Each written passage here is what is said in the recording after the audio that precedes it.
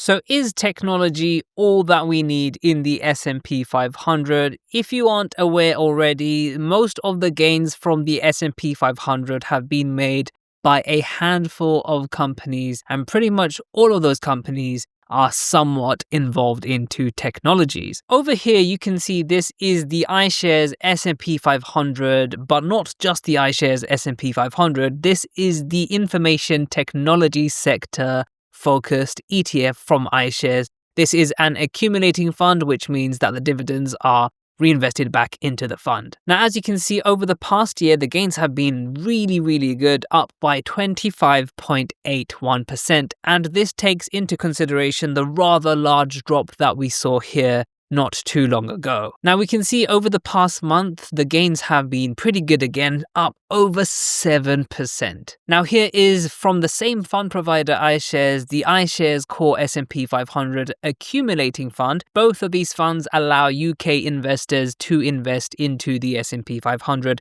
This one tracks the S&P 500 in a very similar way that something like the Vanguard S&P 500 will track. You can see over the past year, this fund is up by only 15.45%. And over the past month, the return has been nearly half, around 3.6%. So then if we already know that technology is carrying the S&P 500, why don't we just go all in and invest just into this ETF? Surely the returns in the future are going to be better if we do this now. So in this video, I'm going to go through why you would or would not want to invest into a thematic S&P 500 ETF like the technology sector, even though for the past couple of years, the technology sector has been doing better. Now, if you would like to sign up to Trading 212 and receive a free fractional share worth up to £100, all you have to do is to use the link in the description box down below. Alternatively, if you've already signed up to Trading 212 in the past 10 days but have not received your free fractional share, all you have to do is to press the 3 horizontal line menu over here. Scroll all the way down until you see the section Use Promo Code. And in this section, just enter my code JUBAIR and you should receive a free fractional share. Now, let's just remind ourselves what the S&P 500 is. It is essentially a collection of the top 500 companies that are based in the United States of America. Sometimes there will be more than 500. Now these days you can invest into the S&P 500 via multiple different S&P 500 tracker funds from multiple different fund providers. Even iShares has a ton of different S&P 500 funds, which when you compare them, they have little to no difference. Now this is the CSP one, for example, but you can also get the IUSA, which is very similar, but that is a distributing version of the fund, which means that the dividends are paid out to you in cash instead of being reinvested back into the fund like this one. Now, as you can see, the total expense ratio for this fund is 0.07%. We're going to keep that in mind when we are comparing with the information technology version. Now, if you scroll down on Trading 212, especially on iShares and Vanguard funds, you can see where it says fund allocation, there is a button that says see all. And as you can see, here are the top 10 holdings. You do get a lot of exposure to technology companies. For example, Nvidia at a massive 8%, Microsoft at a massive 7%. You have Apple, Amazon, Meta, Broadcom, Alphabet. They're two types, Class A and Class C, almost exactly the same thing. It just gives you different share voting rights. And also Berkshire Hathaway. Now, if I press see all here, I can keep scrolling until my thumbs become tired because there are about 500-ish companies here. And that is the definition of the S&P 500.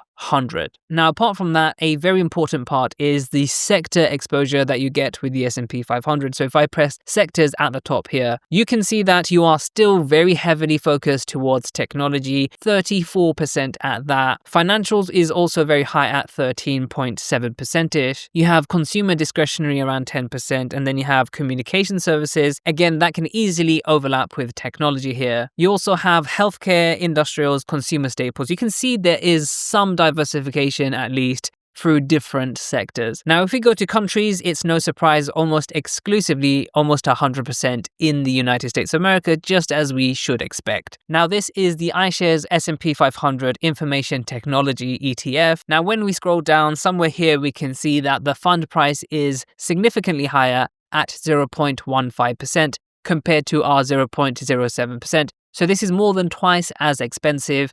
Now, in the short term, that might not make a big difference to you, but over the long term, even a 0.05% fee can make a notable difference to how much you get to keep in your portfolio. Although 0.15% is still cheap, I wouldn't consider this expensive by any means of the imagination, especially with what I like to call a thematic ETF. This is the S&P 500, but not really, because it's themed towards the information technology sector. Now, you can compare annualized performances, but realistically, over the past 5 years, the technology side has edged forward a bit, so this will seemingly be a lot higher. It's more useful to make comparisons going decades back than just 5 years. Now, anyway, if we scroll down and go into fund allocation, we can see the top 10 holdings of this ETF. You can see Microsoft is more than double here at around 21.7%. So more than 1/5 of the fund goes into Microsoft. Now, if you were making your own portfolio, let's say you had only 5 companies and one of them was Microsoft, how safe would you feel? Now, hold that thought, because we're going to go through the rest of the list. Nvidia at 20%. Again, 1/5 is Nvidia, more than 1/5 is Microsoft. You have Apple at nearly another 1/5. You have Broadcom at 8.22%. You have Oracle, you have Palantir, you have AMD, you have Cisco and Salesforce. Now, you'll notice that some of the technology companies that were buried in the top 20 are now in the top 10 in this company. Now, companies like AMD, Palantir, Cisco, Salesforce, they are now a more significant holding in your ETF. If for whatever reason you chose this as your sole ETF, you will have a huge exposure to just these companies. Now, if I press see all here, you can see that I can keep scrolling. The list is actually longer than you'd think, but once you go under the top 10 holdings, you can see that these holdings, for example,